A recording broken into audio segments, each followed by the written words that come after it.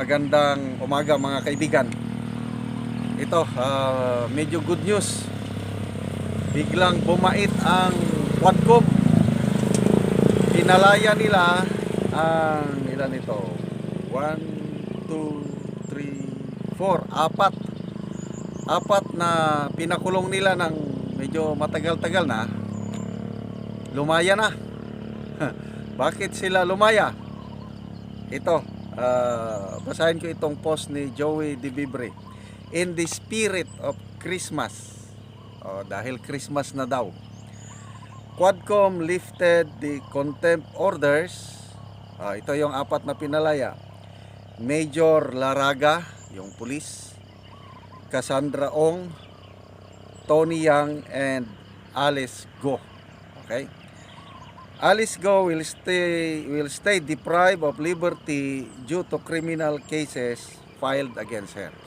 So, kawawa naman si dating Mayor Alice Go. Kulong pa rin kasi non-bailable yung offense niya, yung na-file na kaso. So, sabi ni Joey DeBibre, milking every drop of this compassionate act of the committee, they emphasize that they are doing this because of the forthcoming holidays. Gagawa ng kagaguhan, tapos pag tinigil nila, sila pa ang santo. Okay. Oo nga naman, ang spirito ng Christmas is pagpapatawad. So ito, dahil Christmas season na daw, ayan, pinalabas na. Okay, bakit na cite in contempt itong si Major Laraga? Connected pa rin ito sa war on drugs. Okay, sabi ni Joey DeBibre, nevertheless, Major Laraga was scolded by the committee for seeking redress to the Supreme Court questioning the contempt order. Ngayon ko lang ito nalaman. Representative Adjong could not reconcile the fact that he went to the Supreme Court to question the contempt order and also asked the committee to lift the same. Representative Barbers and Representative Paduano persuaded Major Laraga to talk to his lawyer, and Loki asked him to drop the case. Nako, medyo nataranta pa lang mga kongresista yung isinampang kaso ni Major Laraga sa Supreme Court, so pinapadrop.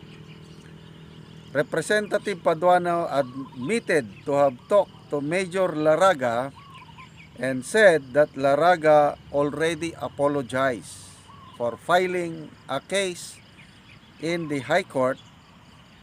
Thus, he is inclined to move for the lifting of his contempt order. Ito ang panawagan ni Joey DeBibre. Fellow Filipinos, our country is now run by the dictators in the House of Representatives of the Philippines. Kahit mag-seek ng remedy sa proper forum, pinipigil na nila. Ano na ito? Pictures below show Major Leo Laraga before and after the contempt order. Pagmasdan nyo, military in uniform, men in uniform, ganito nila kayo pinapaya. Okay, so may comparison dito nung bago nakulong si Major Laraga, ganda pang itsura, tapos yung nakakulong siya, ito na, sige, i-close up mo ito.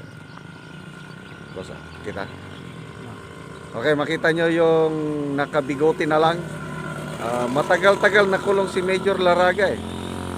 Okay, so yan po, salamat naman at nakalabas na yung tatlo, kasi si Major Alice Go, isa na. Magbasa tayo sa mga comments. When these Quadcom members term is over and security guards provided for them will be less, they better watch their back na lang. These same people will probably get their revenge. Hindi basta-basta ang pinapahiya nila. Okay, ang pinaka-latest ito, nakakalungkot ano.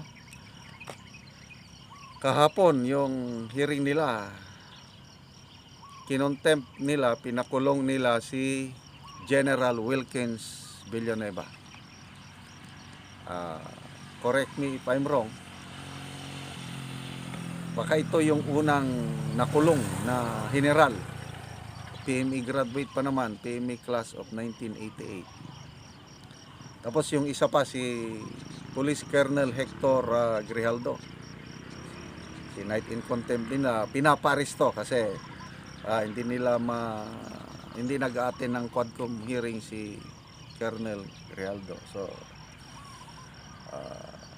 anyway, let's talk about spirit of Christmas. Sana palayain na lahat kasi marami pang ano eh. Kung totoong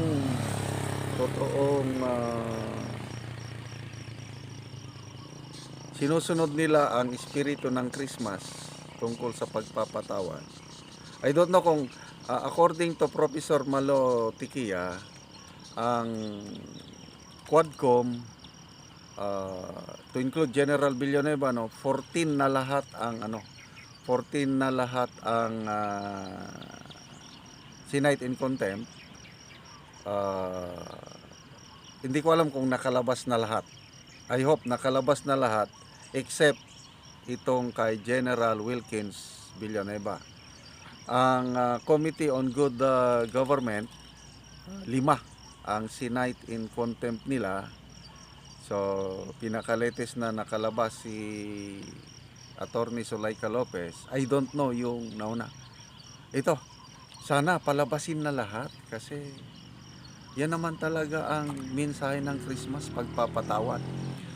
For God so loved the world that He gave His only begotten Son, that whosoever believes in Him shall not perish but have everlasting life.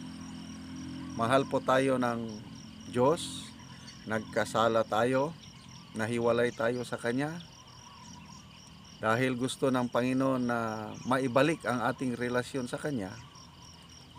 Yun na, yung pagpapatawad. So, bakit kailangan pa niyang ipadala ang Kanyang anak? Bakit kailangan mag-sakripisyo ang Panginoong Hesus? Bakit kailangan i-shed niya, iula ang Kanyang dugo? Because forgiveness of sins pala is requires the shedding of blood. May verse dyan sa Hebrew 9:22 or 27, without the shedding of blood there is no forgiveness of sins. Kaya noong una, yung mga panahon ng mga Israelites, palagi silang mag blood sacrifice using animals. Yun po ang symbolism ng forgiveness of sins. Kaya lang yung blood of animals, they can forgive sins temporarily, but walang power to take away yung root, yung pinakaugat ng kasalanan. Yun lang, the perfect sacrifice ay ang Panginoong Hesus. Kaya sa John 1:29, sabi ni John the Baptist, behold the lamb the lamb of God that takes away the sins of the world. Naipanganak ang batang Hesus panahon ng Christmas, nabuhay sa mundo for 33 years, and on the right time, yon, namatay siya sa cross, nailibing, but nabuhay muli para sa kapatawaran nating kasalanan. So anong gawin natin? Yung paniwala na lang natin yung gospel, yung magandang balita ng Panginoong Hesus. ABC lang yan. A, accept that you are a sinner.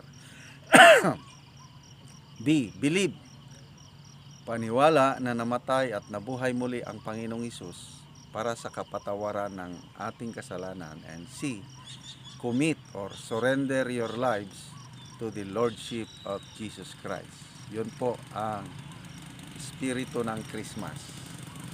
Pagpapatawad ng Panginoon. Sana sa ating buhay, i-reflect natin, meron ba tayong nakaalitan, meron ba tayong something in our hearts na hindi natin pinapatawad.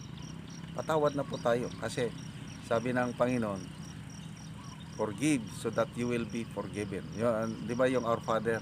Forgive us our trespasses as we forgive those who trespass against us.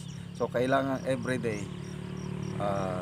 magpatawad tayo sa mga nagkasala sa atin dahil yan ang espiritu ng Christmas. So salamat sa Quadcom na pinalaya na nila yung nakakulong. Sana palayain na lahat para sa Christmas season.